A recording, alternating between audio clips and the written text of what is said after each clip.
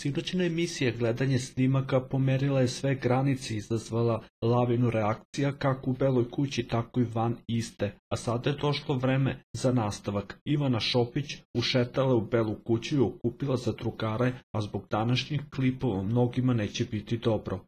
Tokom prethodne nedelje se mnogo toga izdešavalo, svađe, raskidi, ali i pomirenja, a sada je vreme da zadrugari i saznaju šta su im cimeri pričali ili radili iza leđa. Mnogi će istine i tajne izaći na videlo baš sada, zbog čega će se međuljudski odnosi u kući promeniti kao i sam tok realitija.